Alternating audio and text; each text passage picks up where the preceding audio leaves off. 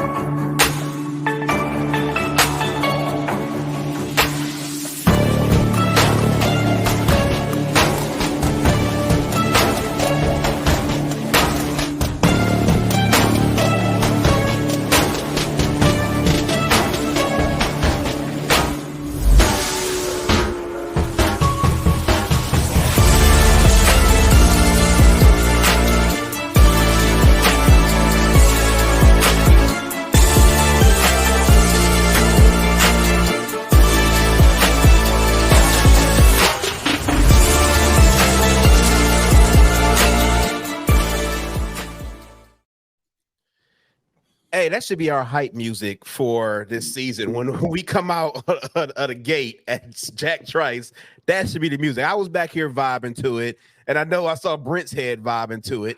You know, I don't know, John. We got special guests on here, but before we get to our special guests, we want to talk about why one of our normal hosts is not here.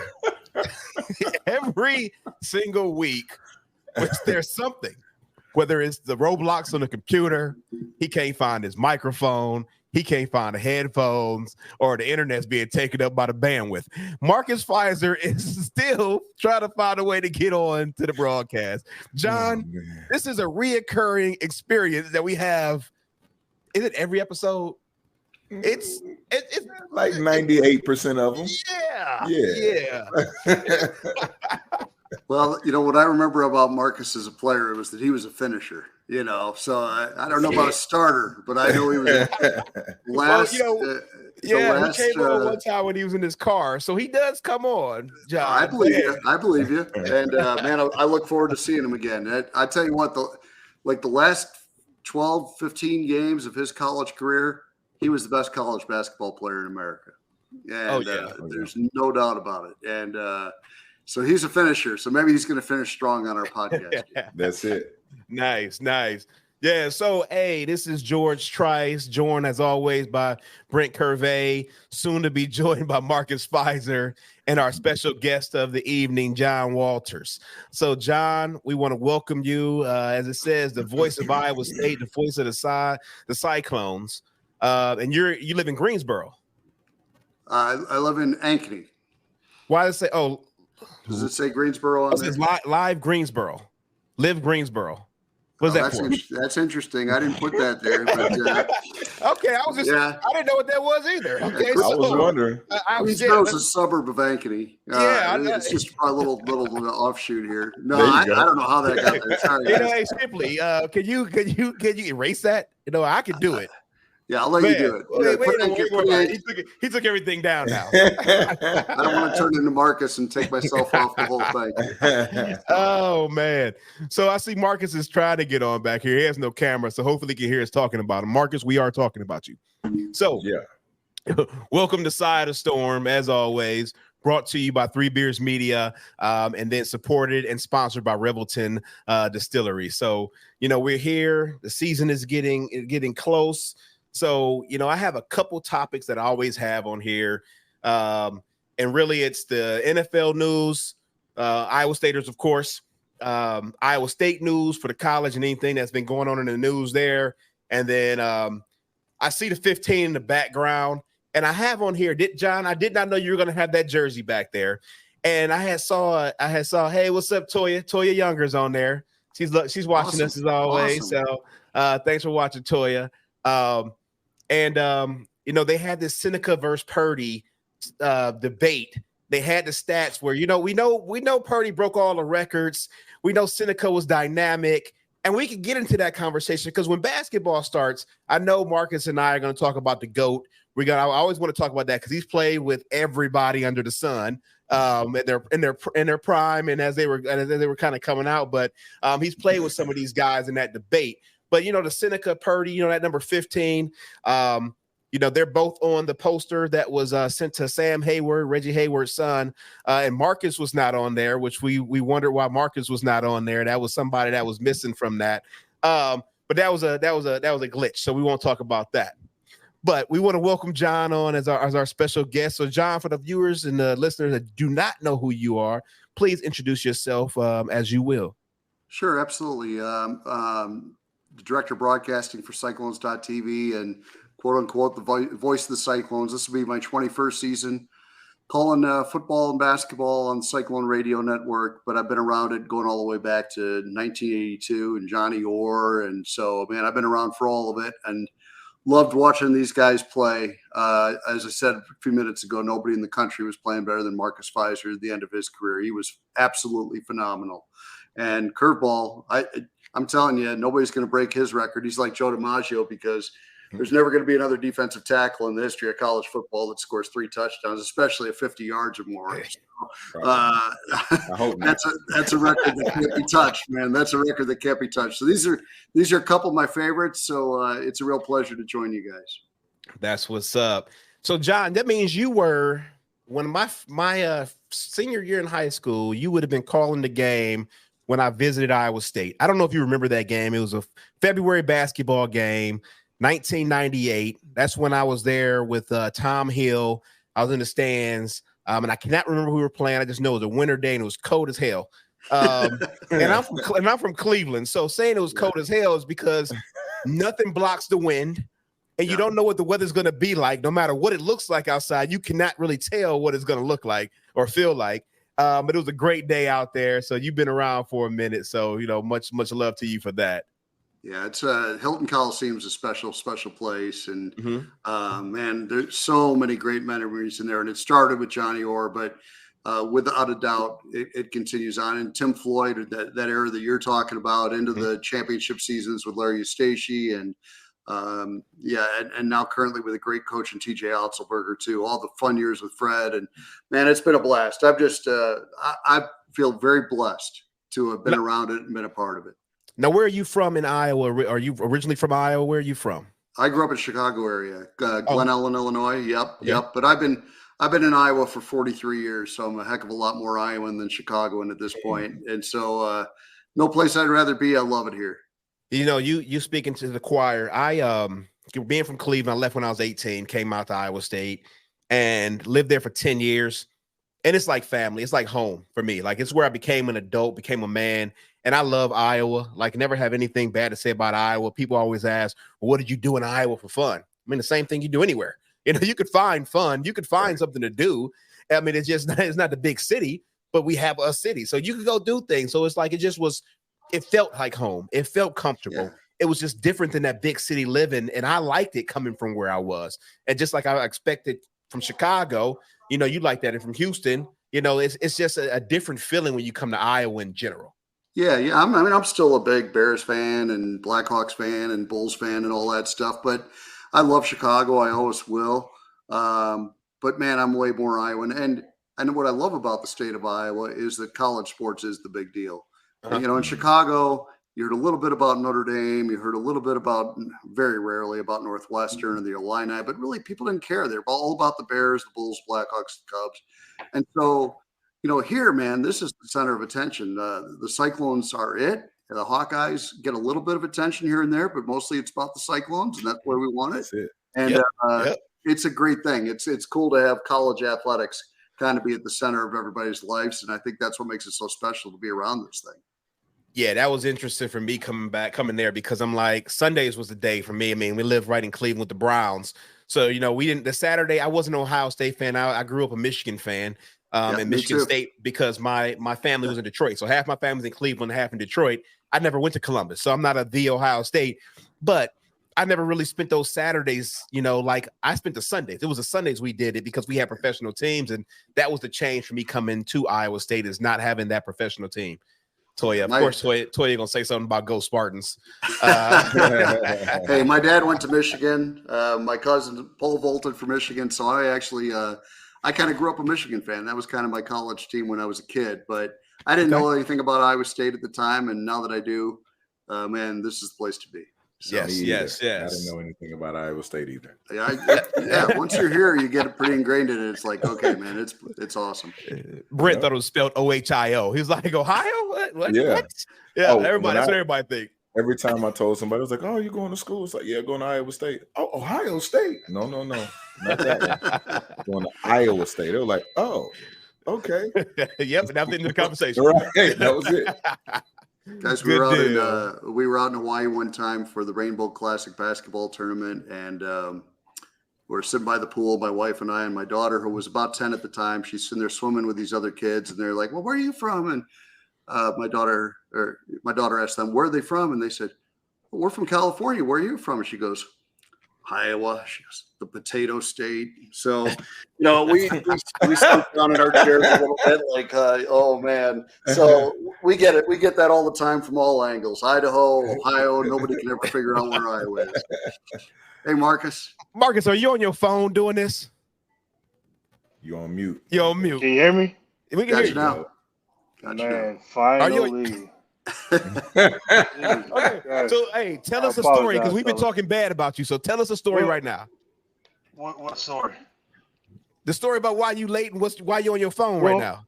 Well, I'm on my phone. This cord right here, it comes out of the mic, is what me and my wife, my niece, and my daughter has been looking for the last 20 minutes.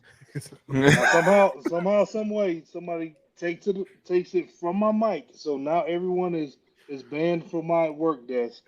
You cannot, your computer, do homework, nothing. No, we couldn't find the mic, this cord that goes into the computer. Once we find that cord, now the computer camera won't come on. And remember, this is a brand new computer, so last week it worked.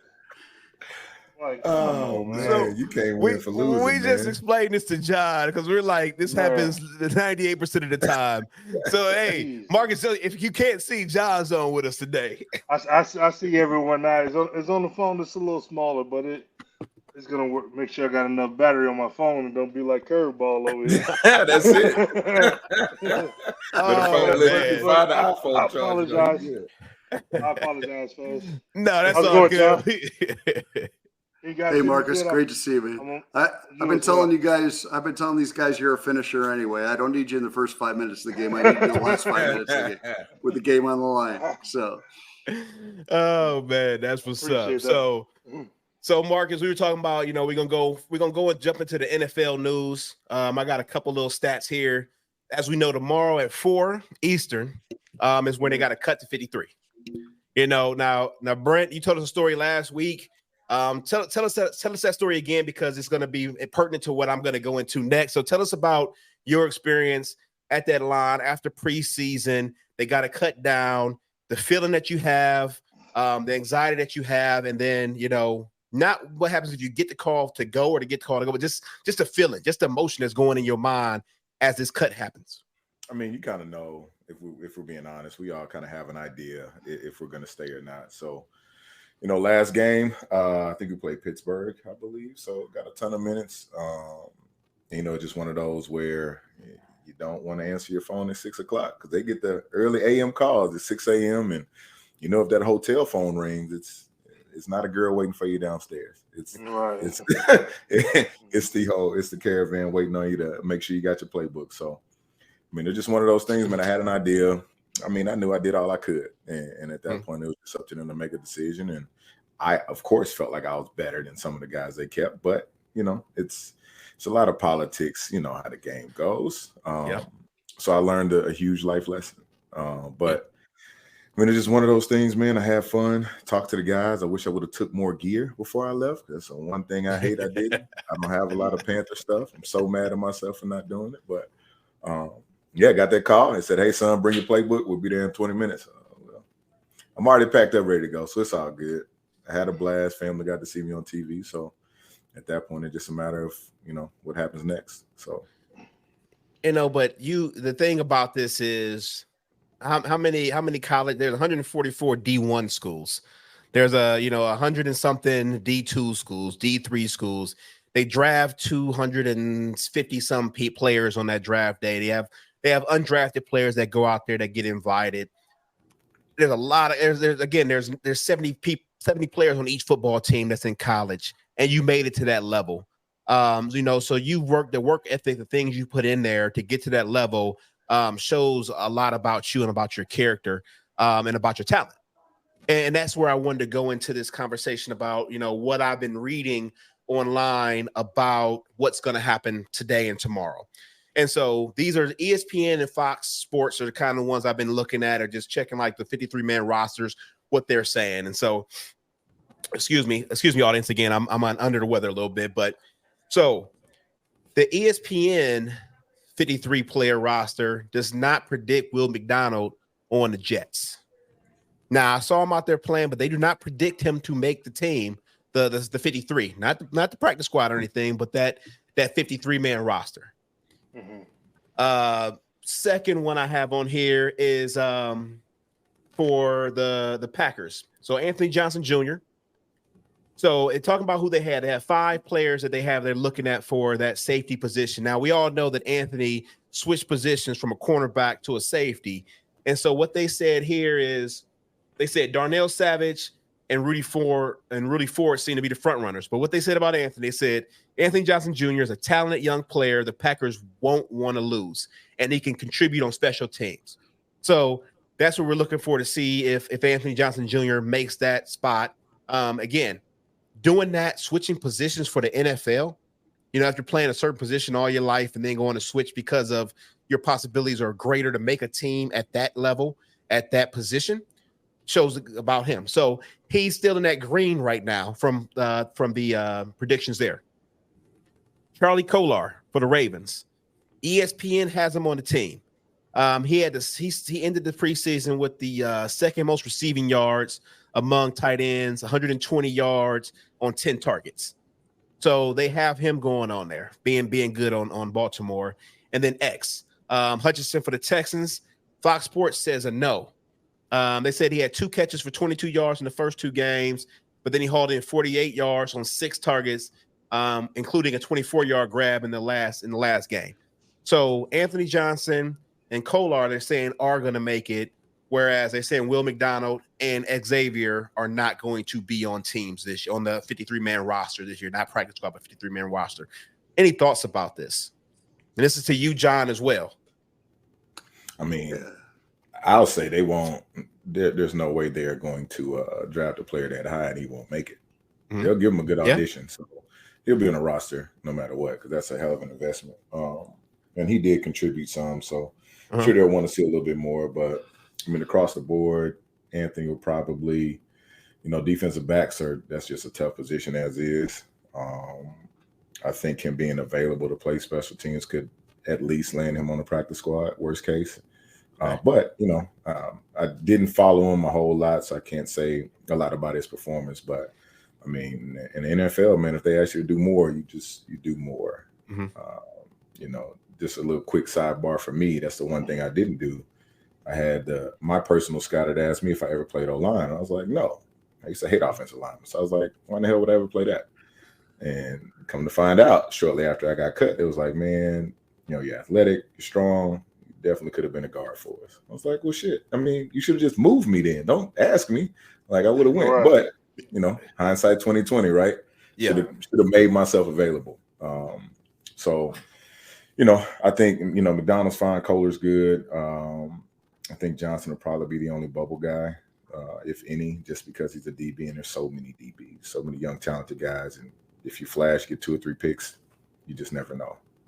But he'll be on the team somewhere, though. Yeah, and I think if Ant doesn't make the roster, he'll be on the practice team, I think. I hope so anyway. I think that'd be great. You making the practice squad's not a bad deal. No. And that's a great way to get your NFL career started. And Will McDonald, without a doubt in my mind, will be on the Jets roster. I doubt that he's an every down player as a rookie, but I think he'll be a guy that they can bring in obvious passing situations, and he can get to the quarterback. And I'll be really surprised if he's not on their roster. And I'm really pulling for Anthony Johnson and all those guys. I think Charlie had a really good preseason. I think that helps his cause. There's a lot of competition tight ends with Baltimore. They've got a lot of good ones. But I think he has a great chance too. Yeah, rooting for all these guys. I mean, they're putting in the work. Again, I watched every preseason game of these teams just to see what they were going to do, to see them get in and get their reps, to see kind of how they were doing. Because I'm not going to lie, I have the Raiders scheduled on my calendar twice. I have them on there for a Monday night Green Bay game on October 9th. So after the Jack Trice 100 game, Green Bay plays the Raiders. So when I get back from Iowa State, I'm going to drive up to Vegas, to see Anthony. And then in November, Sunday night game, the Jets play. I think it's November 12th. I think that's the Sunday after the BYU game. I'm going to be at a BYU game. Then I'm going to come back to Vegas and try to go see, the Jets with, I'm going to hang out with Kevin Lazard. I know me and Kevin have been good people for a while. So we're going to go see his son, Brees, and then hopefully Will as well, see the New York Clones. So I got some of those dates on my calendar to get out there since it's a 4-hour drive from me. And then Marcus is going to go with me as well since he's up in Vegas too. Absolutely. I look forward to that. I've never been to an NFL game. Ever. Oh, man. Never been to an NFL game. Why is that? I really don't know. I've always been like, just in the comfort of my home watching the games, liking to see the action. I'm a stickler for having bad seats that people think are good seats. Just because it's a good price don't mean it's a good seat. Yeah. I like to sit as being a fan watching the action. I don't want to be up in the skybox, and I don't want to be down like on the basketball floor. I don't want to be on the court. I want to be able to see the action. And so a lot of times, tickets be, like that. And I'm like, just go ahead and watch it at home. But I've been in Chicago for so long. I never went to any of the Bears games. It is something that I definitely regret. But, at the age that I am now, life is slowing down a little bit. So I'm trying to take in some of the greater things that I missed in life. So I absolutely will be going to those games. Yeah, I mean, the funny thing about that is, I don't want to pay $300 for a nosebleed seat to not be able to see anything. I'd rather go buy me a cheaper TV and have me a nice TV to watch it in my own home. That's it. That I can use multiple times. And I look at that, and like you said, I've been down on the floor. I've been up in the top. I've been in boxes. My favorite place is about 10 rows up, even if it's basketball, football, about 10 rows up. Either in center court or on the sideline, so I can see the whole action. I don't like being behind the backboard or behind the end zone because you can't see the whole thing. So. And then you can't. I mean, I'm not trying to be seen by everybody. I want to see the game, and so you want the best view to see the game. But that's not what people there. They're there to have a show. I don't dress up when I go to the games. I wear Iowa State shirt to everything I go to. I'm wearing something Iowa State. I don't care where I'm at. That's it. And I don't care. But yeah, I mean, we look at these guys, John. You said you're thinking these guys are all going to be good, and you're hoping they all make it, and we'd always think that for our Cyclones. Did you see anything in this preseason? Did you watch any of them to see any takeaways that you would say, man, that set them up or anything like that?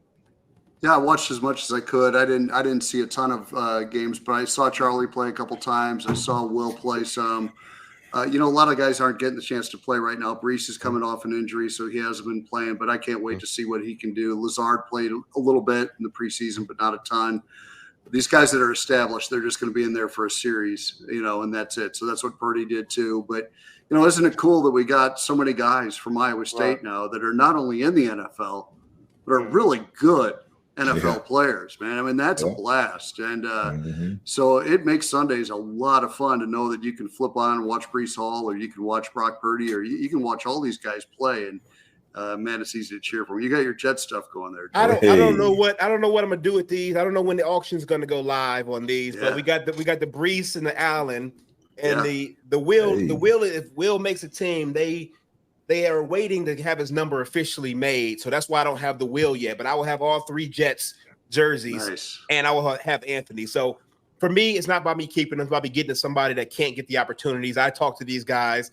I get the opportunity to get these things from them. I want to give back to other people that can't get these opportunities. and I want people to be able to like, you know, enjoy this, whether they hang it on their wall or whatever they do with it. But you know, these are some good. These are the good guys.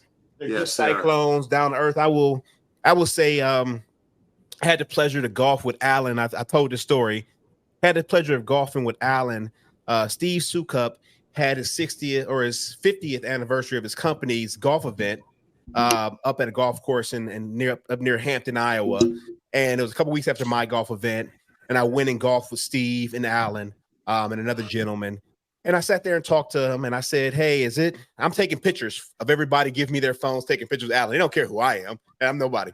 And I accept that. And I'm taking these pictures and I'm like, we're getting a drink. I said, Alan, does this get annoying? Does this get overwhelming? He said, this is what I signed up for. And especially with being on the Jets, now it's a whole new fan base I'm doing it again for. He said, so I'm kind of starting over. Even though I've been in the league, I'm starting over with a new fan base that is going to embrace me. And so, no, this never gets old. And it's like, this is what I get paid to do. This is part of the job that I do. And when he said that, I'm like, man, that's great. I mean, I text his dad. I said, hey, you raised a humble kid. You know, like he's a very down to earth kid. You know, I say that because I'm 20 years older than him or so. And like, right. but he's a kid. And he's younger than my son. Excuse me. But yeah, just a good young man, good dude. So you know, much love, much respect to them, and I want to make sure I see them. Marcus Ship said you could sit in the cheap seats with him. No, we're gonna get you down for the cheap seats. Ship. We're gonna get some good seats. Ship gonna go out. And me and Ship had good seats when we watched Iowa State versus UNLV. When they played, then we were out there. I saw Shipley out there. We had some decent seats up there. That was a nice stadium. I had COVID then. Oh, you couldn't come to that? I was getting ready for that game too. And I came down with COVID like 3 or 4 days before the game. I know, because me and PJ texted you like 80 times and called you, and we were drunk one night, and you still didn't answer. Because you knew we were drunk. It's PJ. It hit me pretty hard. Like it really knocked me off my feet for those first couple of days. It was really bad. Yep. I was in my office just laid out. Got you. So the next thing I want to talk about is we're still talking about football. And this is before I get to you, John. I want to talk about what you want to talk about. I want you to ask some questions to these guys to get some things answered that you may have never had answered. You know, this is your opportunity because you got them alive on camera. But have you all been listening, or have you heard anything updates on this Michael Oher thing? So you know, there's this about the Michael Oher, the Blind Side movie, and about you know, he was never really adopted. He felt he was kind of bamboozled, for lack of better words, into this situation. And so, you know, there's these conflicting things. But lately, the movie producers are talking about the money that both have gotten from it. And I think it said like 767,000 or 700 and something thousand is what they got from the movie. And it didn't say if it was collectively each or whatever the case may be. Right. But what do you think of this story coming out now? Because the Blind Side movie's been out for a while, and now this story is kind of surfacing. Y'all got any? I don't have really anything that I know about it. What do y'all think about it? What do y'all heard about it, or any of that? Well, at this point, to me, like when things like this come about and they give half, you know, information and little bits of information here and there, I start to ignore it, because I'm like, I mean, you can't give me, I can't formulate an opinion off of anything that I don't have all the facts from. So, you know, of course, social media is going to run it. Every other post or every other sports blog, vlog, whatever, is going to have something about something that's going on. But, you know, I seen it. I saw the whole, and I wondered the same thing when you said the dollar amount. You know, I wonder if it was for them to split, is that something that they get yearly, or what the case may be. Mm-hmm. You know, they just put a dollar amount. Mm-hmm. And I saw that a couple of days ago, and you know, hey, we hear more about it. If we don't, you know, you really can't formulate opinions off of it if you don't have all the information. Yeah. That's well said. 14 years though. That's what I'm saying. Like 2009, that movie came out. What happened? What's happened recently to make this come up? John, you go ahead and say whatever you were going to say. No, I agree with Marcus. It's hard to really come up with a big, firm opinion when you don't know all the details. I will say that if if Michael Oher hasn't gotten a penny from his story, that's really too bad, because it is his story. And, you know, I mean, it's a great story. And, you know, that's what Hollywood does, right? They take a script and then they extrapolate and they add some things to make it even more fairy tale. I was laughing thinking about Brock Purdy, because when Disney does a story on this kid, they don't have to make up that he was the last pick in the draft. If he was the second to last pick in the draft, the story wouldn't be near as good. But Disney doesn't even have to add that detail. But I mean, but that's what happens in Hollywood, is they take the story and they say based on a true story. But I don't blame him for, you know, being upset if he didn't get anything out of it, because it is his story and it's his life, and I think he deserves something. Yeah, I agree, man. I mean, to be that vulnerable and open to share that much of yourself with the world, and to not get anything in return, but another family is capitalizing on it, I can see, you know, where there could be an issue. But you're talking 2009 to now. I mean, that does kind of beg the question, what did change between a relationship, you know, with him, and why is it now? Why the big push now? I was out in Los Angeles for the ESPY Awards the year that all that was going on.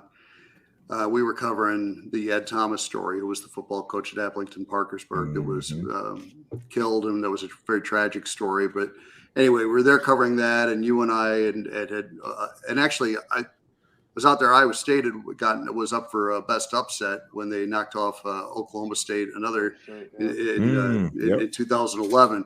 But anyway, when I was out there, I was at this event. There was like the after party, and both Michael Oher was there, and so was the guy that played him in the movie.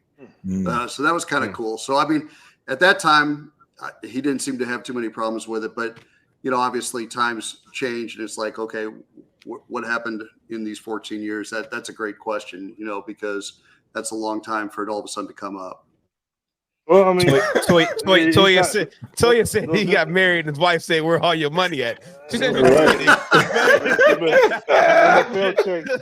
NFL checks ain't rolling in the same. They not. What's going on? They wanted to know, hey, I married the you residuals, man. There you go. Not Mike Oher, Michael Oher. Oh, where's Michael Oher money at? And then my homeboy Brandon said, not to mention it, everybody believe he didn't know how to hit until his mom showed him. And you got to embellish, you know. But he was already a great football. He was already a great football player before he was adopted by the Tuies. Exactly. Yeah. So it's not like they used the salt and pepper shakers to really teach him how to play football, right? Right. LJ, was it LJ, little boy? LJ was teaching him, you know, with the condiments. SJ. Yeah. So we gonna take our commercial break to do our paid sponsorship by Revelton. But I want you to think about this, John. You got that poster in the back of Jack Trice from 2000 and I think that was 13. I think that was a year of the jersey, but it was also it might have been the year the Jack Trice Club was opened, and I think that might have been either earlier than 13. I was there for the game when says 08 on the poster. I don't know if that was it or not. But it might have been it. Okay, 08. Then you got the 15 in the back. Either Seneca or Purdy or you know whatever. But as we think about talk about the story of Michael Oher, I have a script, a screenplay for a Trice movie. And I have somebody that wants to talk about making the Trice movie, and it's been out there all the time. So I want to talk to you and ask you about what would this story look like if this came out on film. And this is for you, Brent, you, Marcus, too. What do you think? And for all our listeners out there, put something in the comment about what you think that movie would look like, or what you would want to see in that movie as we try to build up this as the Trice 100. So, Chip, while they're thinking about that, let's hear from Revelton. At Revelton Distilling Company, everyone has become a part of the Revelton family. From the Taylors and their daughter who helped perfect their award-winning gins, to the team who installed Lucy, our 33-foot-tall custom-made still, right down to the local farms that provide our coveted corn, and even the cows on those farms who consume our mash byproduct. Want to see the farm to flask come to life? Now you can tour Lucy and find out where we take Iowa's harvest and transform it into our finest spirits. Choose between a 45-minute tour or find out even more by scheduling a VIP behind-the-scenes tour to get the taste of the full Revelton experience. You can visit them at 1400 West Clay Street in Osceola, Iowa, or Find all of Revelton's award-winning spirits at any local grocery or spirits retailer.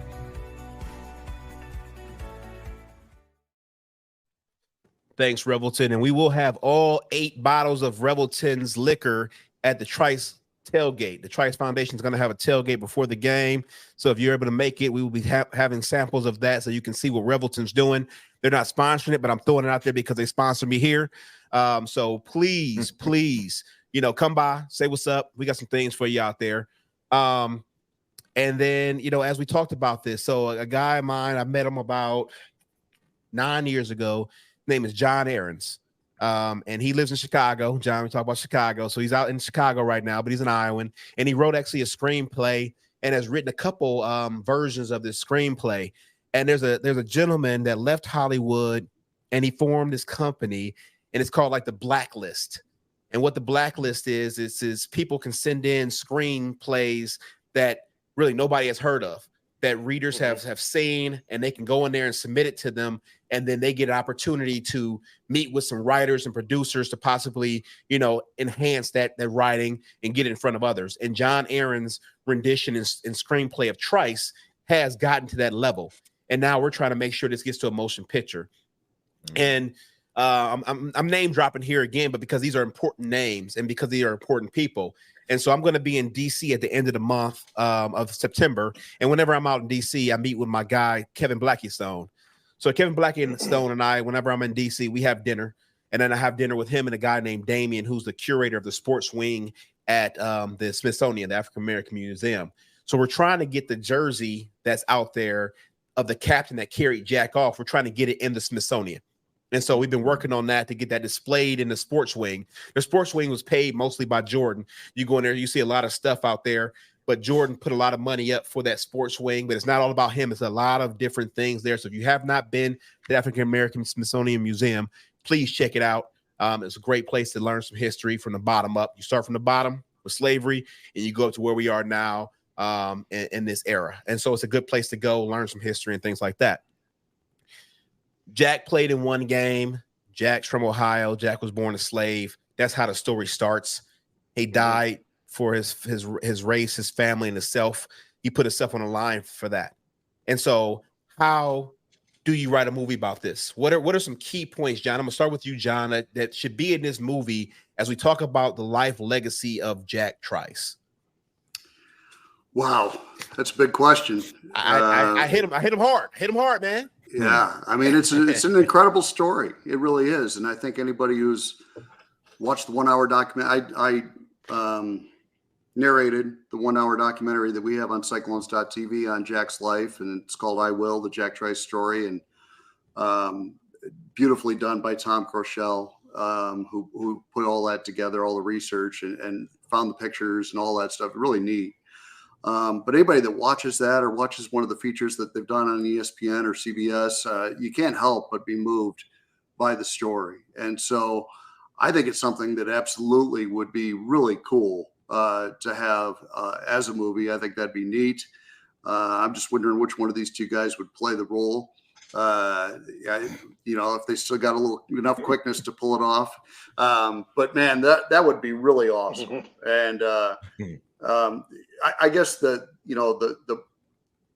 thing that really opens your eyes is just the level of things that he had to go through, in his own room, not allowed to be with his teammates, not even allowed to, hotels turning him down, saying you're not allowed to stay at this hotel, restaurants turning him down all the time. And what's sad is that we were still experiencing that, 30, 40 years later after that time. And really, to this day, we're still experiencing. I mean, we saw what happened in Jacksonville. Right. It absolutely breaks your heart. And, but man, what a pioneer, what a brave man to face all that and do it with grace and dignity. And man, I just love everything about his story. I think it's really, really cool. And I'm so glad that Iowa State University has chosen to really honor his history. This celebration, this year-long celebration that we're going to culminate with the TCU game is going to be absolutely incredible, and the throwback jerseys. And I don't think George, to answer your question, because I don't think, it'd just be Iowa Staters that would be interested in this story. I think anybody that's interested in human history would be interested in this story. Yeah, and that's, and go back because you said something that kind of offended me. I would play Jack. They can- Okay, all right. Yeah, all right. Is that why we get a side by side?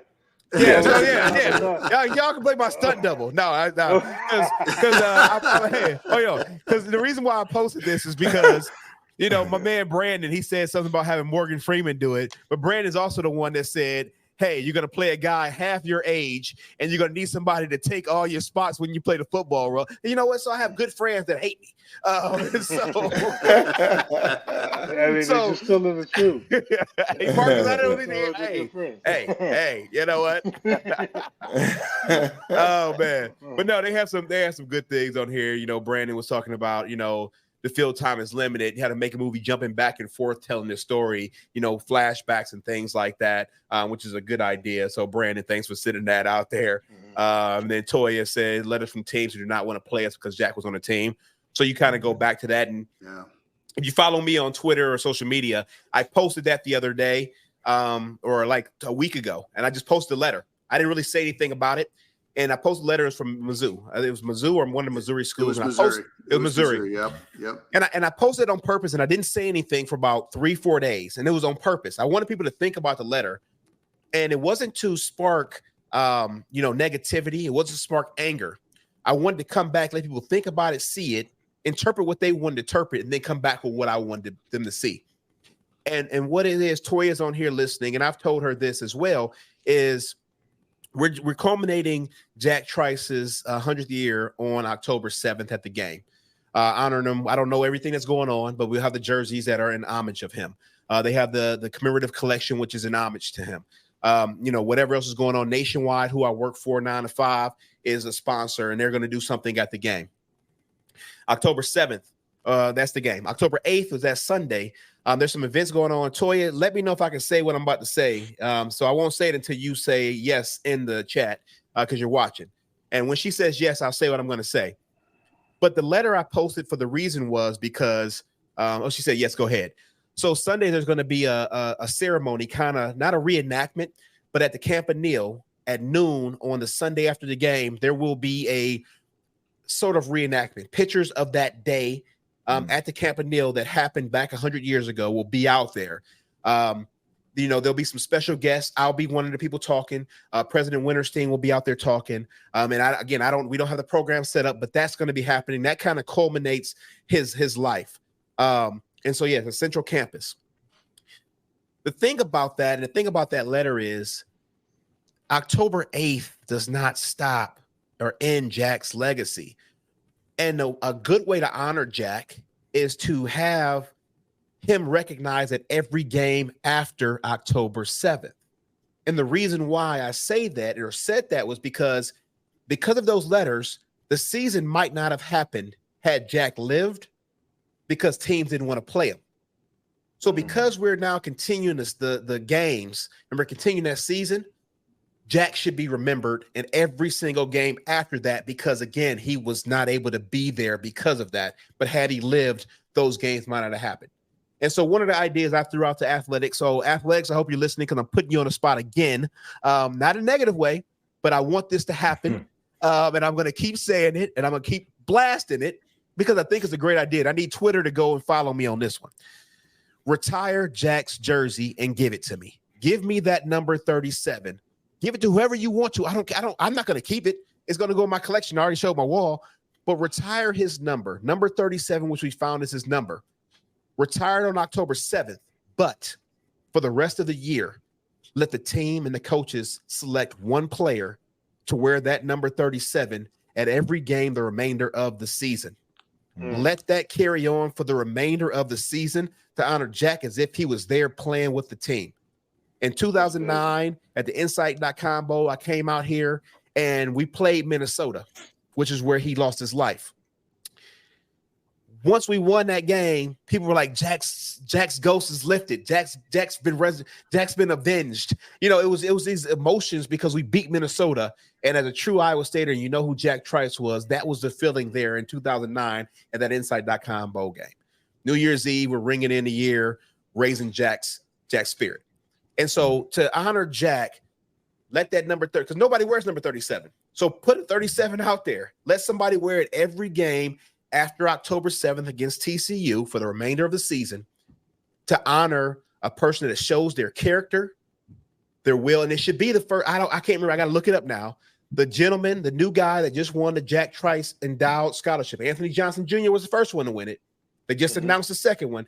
Toya, you made Gary Grayvon. Let Grayvon wear that jersey either at the October 7th game or at the game after that. Let him be the first one to wear it to be the new recipient of this 100th year anniversary. Let that happen. Twitter, social media, Instagram, TikTok, everybody make that happen. Jack Trice 100, hashtag Jack Trice 100. Retire the jersey, retire the number, retire 37, whatever you want to put, but hashtag Jack Trice 100, retire 37 out there, and tag Trice Legacy so I get some follows and likes too, so they know what we're trying to do. And as you said, John, it's not just about Iowa, because Jack was out there doing it for his race, his family, and his community. The Trice Legacy Foundation we're going into our 4th year, September 20th. Our goal is to increase diversity at colleges and universities in Iowa by starting with the schools in Iowa. Gilbert School District just reached out to us about some opportunities. Des Moines East, Des Moines West are looking at some opportunities. Davenport. We want to start by increasing diversity because Iowa State had 2.62% black enrollment in 2002, fall 2002. We got to get that up in all our schools. Iowa, UNI, Grandview, Drake, DMAC, wherever they want to go. My goal is to help those kids to get there, stay in Iowa, build Iowa up, and make it a community, because that's where I felt like it was home. So those are the things I'm talking about. I got on my high horse for a little bit, but that's what I'm talking about.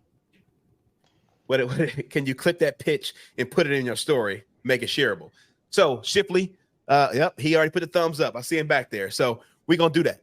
But that's one of the things that, you know, is how can we do that? How can we honor him because he deserves to be honored? And that's my spiel for that. And I don't really got to play Jack.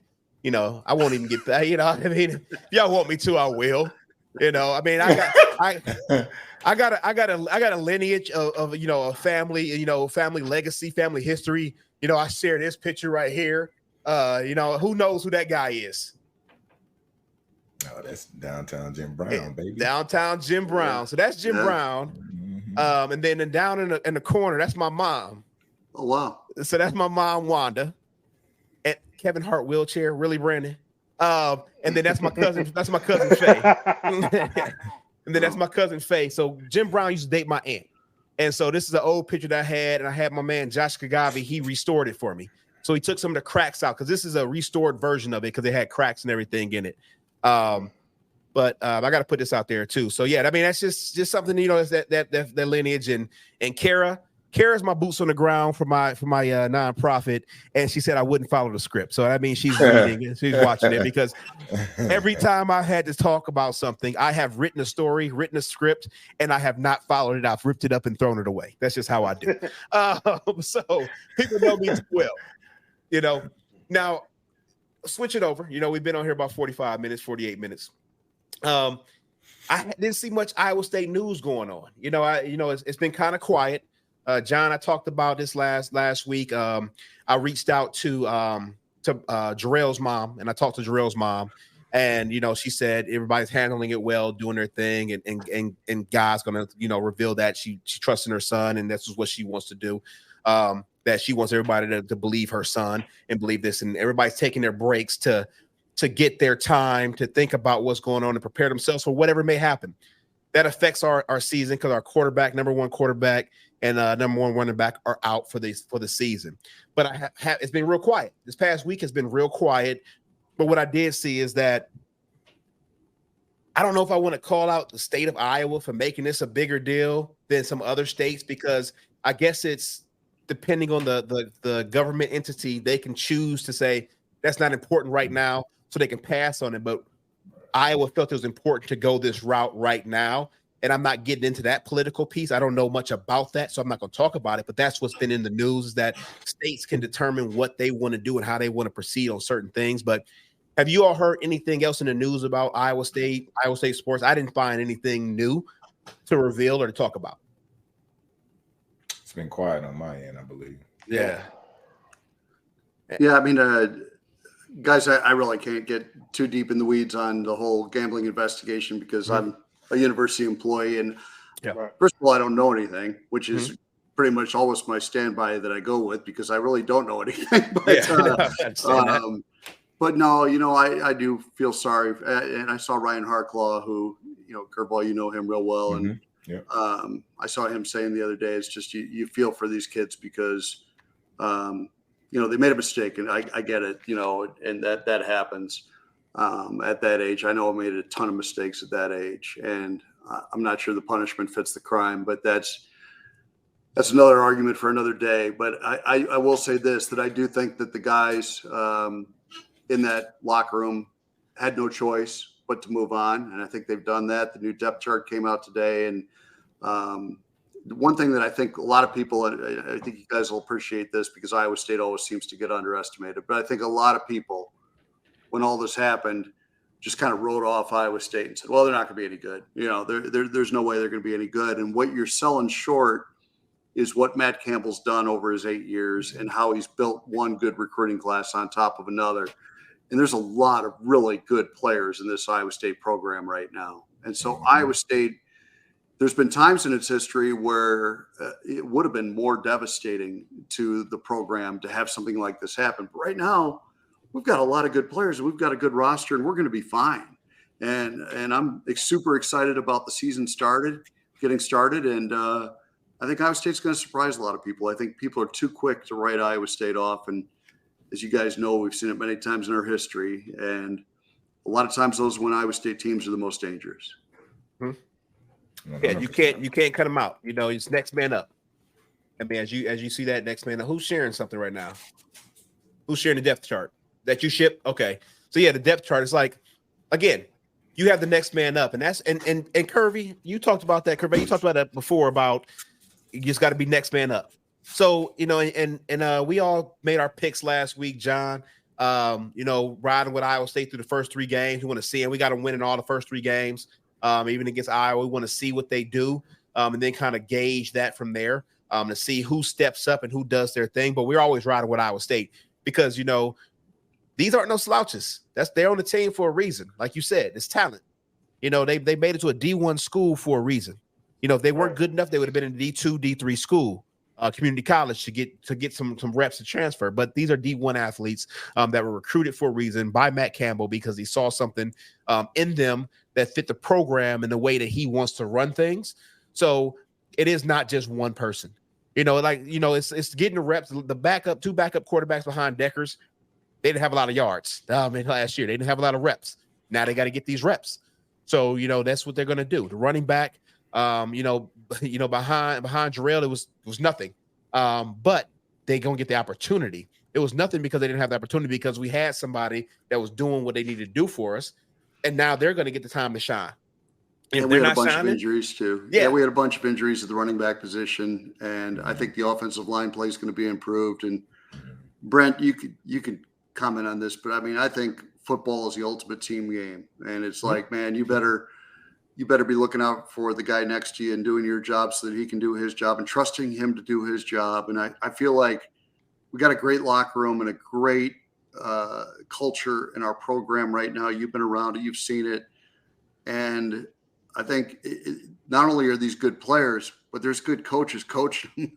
And Iowa State football is going to be just fine. I'd love to hear what Curveball thinks, but that's how I feel. I mean, yeah, I kind of second that, man. I've been preaching this next man up since we started this whole thing. But, you know, even just looking at the depth chart right there, I saw a lot of redshirt guys. And redshirt just means development, quite honestly. So a lot of those guys have been kind of sitting in the wings and, you know, obviously waiting on their time. And if we're being honest, that's always the danger when you're preparing for a team, because you really don't know. It's an unknown. Mm-hmm. So for, a bunch of new faces to come out, obviously there'll be some mistakes. That's just a part of the game. But these are guys that you can't pinpoint. I mean, you can go back to when Brock Purdy stepped out against Oklahoma State. Yeah. And he came in and went crazy. Nobody prepares for those guys. So I think that'll be something that we can we'll be okay with, just having those two young guys in there. And, we got a brand new OC this year. So, I mean, even watching the O-line play, for me, it's crazily improved. Just the tenacity behind them all. And I didn't see that the past couple of years. So I think we'll be just fine. One of the things you hit on, Brent, was the new coaches. We got 3 new coaches in positions and strength positions that are going to help our team. We haven't gotten a chance to see what they can do. So this is their opportunity to shine, to show what they came here for, why they were recruited and paid to come here, and what they can do with what they have. And again, these were selected people for what they bring to support and complete, Campbell. So, I look at that and I say we have a lot to look at and a lot to learn from this. And that's what it's going to be, learning. And for us to have finished the way we did last year, I feel that we're going to finish better than we did last year. I think because people know it's so much on them, and I'm hoping that the Jack Spirit helps lift them up a lot this year. And they out there playing for something greater. One of the things that Jack says in his letter is, "I will do more than my part." This is where they got to show up. They got to do more than their part. Eyes low, facing forward. They got to do that, and that's what they got to be leaning towards and leaning in. Matt talks about the letter before every game, and Cyclone Fanatics, and I'm not talking about the .com. I'm talking about the fans, the fanatics. I'm talking about us. Like you said, John, we don't have a pro team in Iowa. This is our pro team, and we behind these kids. This is what we do. Every Saturday, every day when they're out there practicing, when they're traveling, we're behind them. So I'm not worried about it too much. I mean, I'd love to get Marcus's opinion on this. Marcus, I was thinking back, just comparing it to basketball, 99, 2000, nobody's expecting Iowa State to do anything, right? Nationally, nobody's talking about Iowa State. Nobody's picking them high. And it's amazing what happens when a bunch of guys that have talent believe in each other, and just to watch it all unfold. It's one of the most amazing things to see. And that season is so memorable for that reason. But I'd love to hear your opinion on what it's like to be in a locker room and have everybody saying you're not going to be any good when you know different. Well, that's the fun part about it. Just because some of these guys haven't been getting a lot of reps or a lot of playing time doesn't mean they can't play. A lot of these guys for whatever reasoning for them, they chose to go to Iowa State.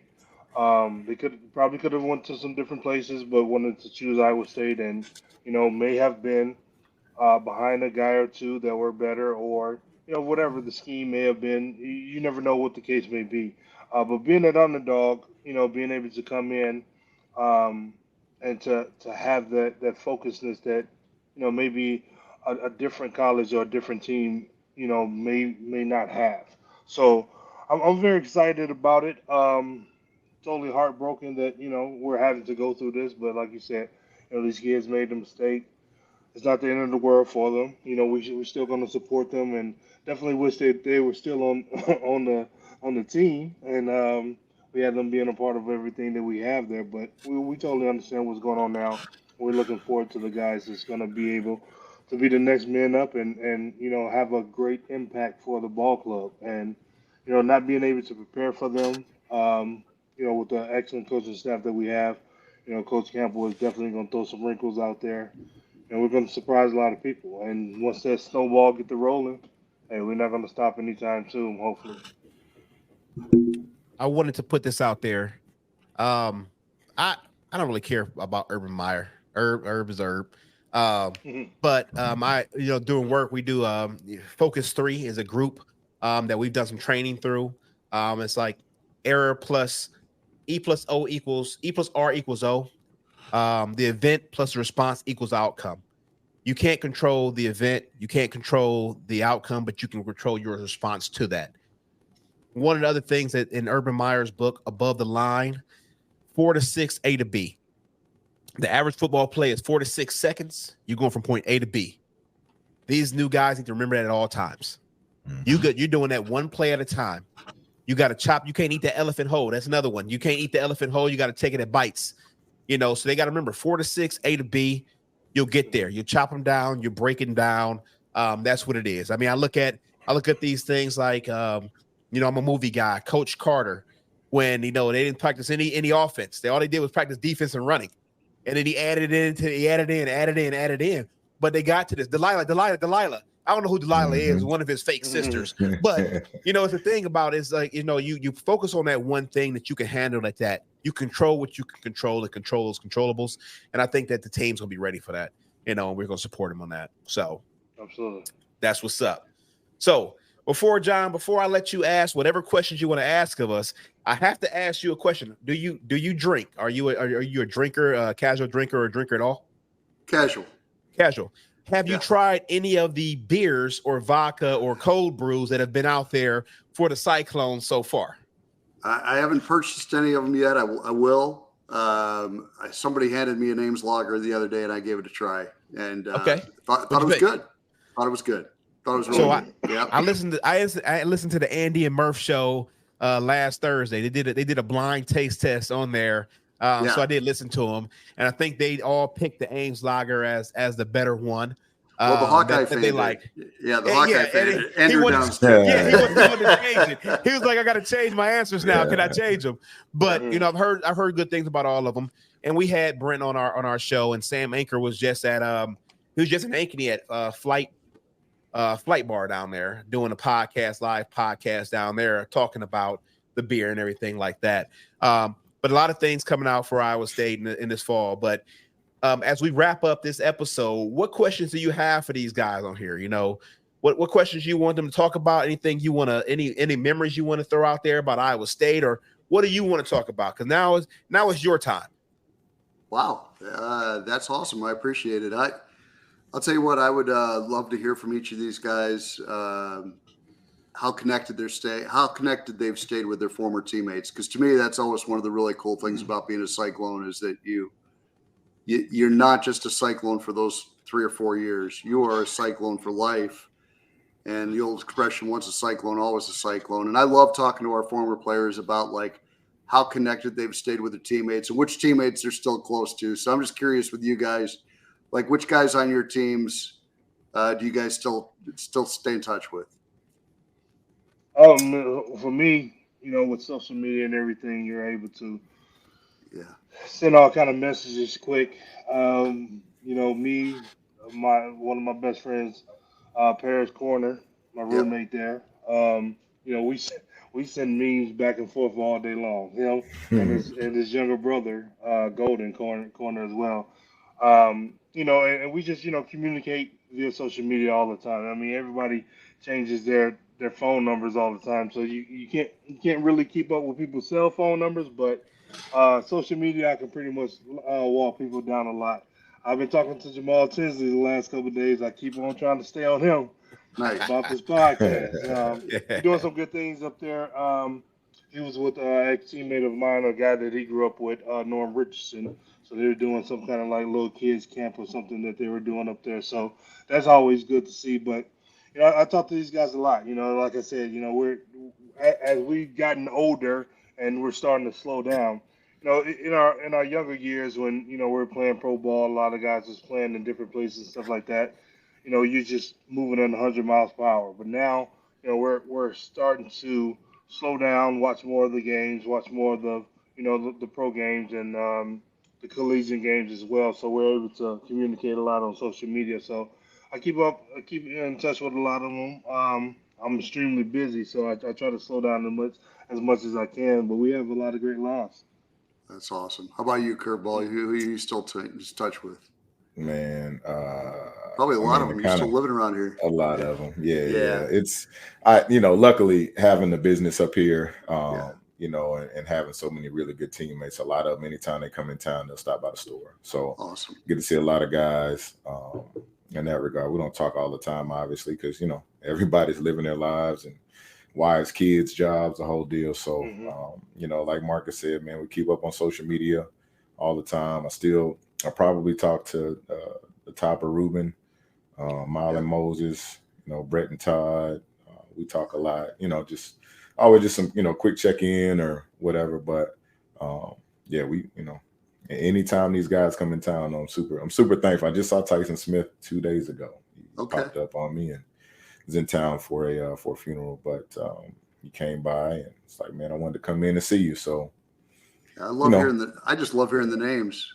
I mean, you mentioned Otava Rubin, and I remember, I mean, nowadays there's a few guys that are 320 pounds that can run. But back then there weren't many that could run like he could. He could get sideline to sideline. He could move. He was a heck of a player. He was a heck of a player. Was. I love hearing those names, man. John, you may recognize one of the guys in here. I was just with him a couple weeks ago. Holy cow, I better put the glasses back on here, see what we got. Holy cow. Big Marcel. Oh, Marcel Spears? Marcel Howard. Marcel Howard. Oh my God. Marcel Howard, yes. Oh, man. So no, yes. He was a big human being then, and he's a big human being now.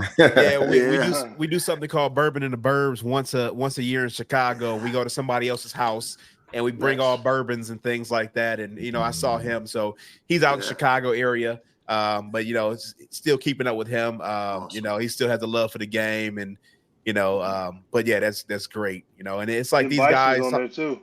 Yeah, Jen. You know, do you remember Jen Bice, John? I'll share it again. You remember Jen Bice, pitcher for softball? Softball from Woodward Granger. Yeah. Absolutely, I do. Yes, I do. Yep. So there she is, right there. Yeah, we honored her. Right. We honored her at a game about a year ago, and I've heard she's doing pretty well right now, and that's great to hear. She is. I was at their house about 3 weeks ago. I go out about every 3 to 4 weeks. I go out and see Jen and PJ. Awesome. I knew Jen and PJ separately. I knew Jen from sports and I knew PJ just from being a student. And they ended up getting together later, but she's had 5-6 scans that are stable because she's dealing with her cancer. And so it's been 28 months. And so she's doing well. So again, if I can afford to go, we travel. We're actually going to Denver to see Colorado versus Nebraska here in 2 weeks. So I try to hang out with them and do as much as I can with them. And I don't talk about what's going on. I just get their mind off of it and be my dorky self. I'm always going to be that dorky. Make sure you take that guidance in between them 2 Iowa State stars with y'all. You know, take that non-athletic fellow. Wow. Oh man, I hate y'all. We're talking about. I see that question there, George. Yeah, we're gonna put that question there. That's how we gonna end this. That. We're gonna get off what Marcus was saying, and we gonna go to this question. So this is what they do to me, John. So all right, here's my favorite members of these guys. Okay. All right. I'll start with curveball. Okay. Like I said, there's never going to be another defensive tackle in the history of college football that has 3 50-plus yard returns for touchdowns, right? So, so the first time he does it, he does a backflip into the end zone and gets the flag for the unsportsmanlike conduct, which was kind of a bad deal. More like a back flop, but I'll give it to you. A little bit of a back flop. Yeah. But no flipping. So, and I was calling these games, so this was a lot of fun for me. But the second time, I think it was against Kansas, he got the interception, took it all the way back, and didn't flip this time. And I said, this time he nailed the landing. You know, no 15-yard penalty, but man, to me, the tornado game is the all-timer, and I think Eric pointed out that after he scored that touchdown, he was like second on our team in touchdowns at that point of the season. So it was pretty cool. And I have great memories of him playing. And Marcus, man, I'm telling you, honest to God, because I know Kenyon Martin got the Player of the Year, the Wooden Award, but he was hurt, and there was not a better player in America than Marcus Fizer.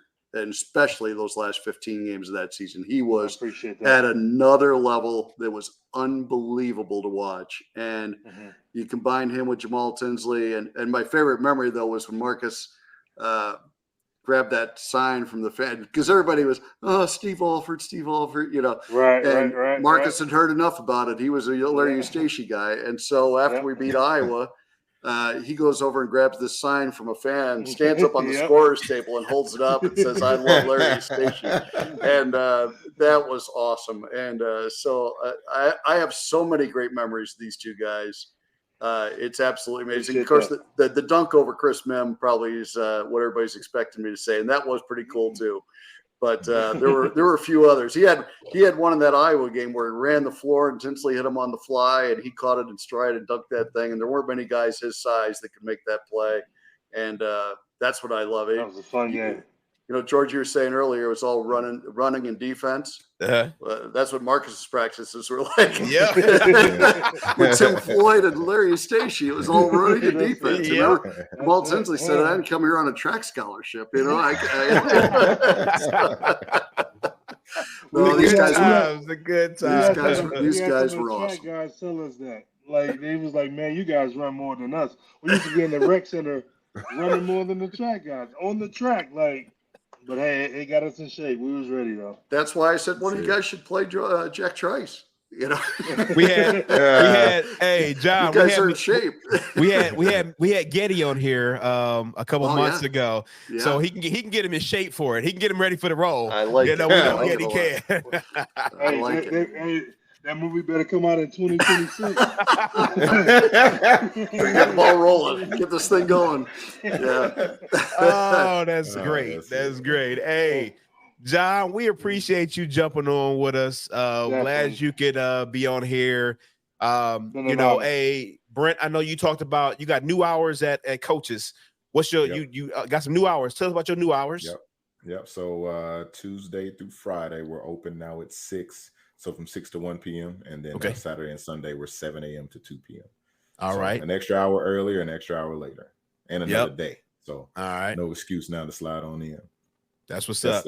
That's aimed at you too. You're on mute, Shipley. Brent's over there on Saturday. Hold on, Brent gotta call me out every time. I had to get him.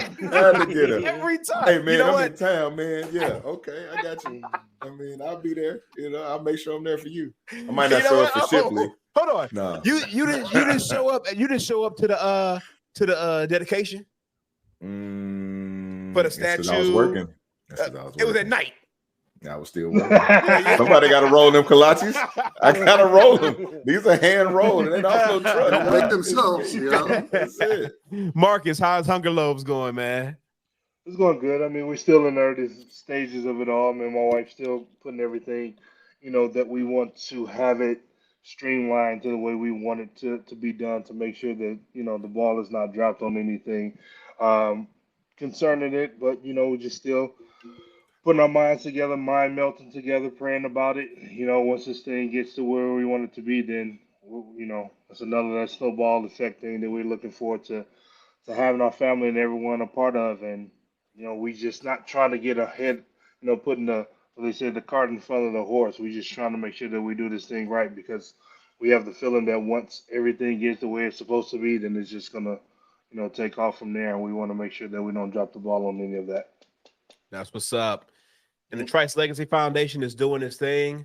So as we close out, George Trice, Brent Curvey, Marcus Fizer, and John, we're going to give you the honor of saying what you want to say to close us out on this episode of Side of Storm. So we want you to give the closing remarks for us because you are our guest. Well, I appreciate that. It was just an honor to visit with you guys, and I really appreciate you, and I appreciate you staying so connected to Iowa State. I mean, that's what's really cool. I mean, you guys went on and did great things with your professional careers, but you still keep Iowa State in your heart, and we absolutely love that. That's what being a Cyclone's all about. So it's special. I appreciate you guys, and man, I can't wait, George, for October 7th. I think that's and 8th, and it's going to be a really cool weekend in Ames, and very deserving. So thanks for having me, guys. I really appreciate it. Been an honor. Good seeing you, John. Good seeing you. Thank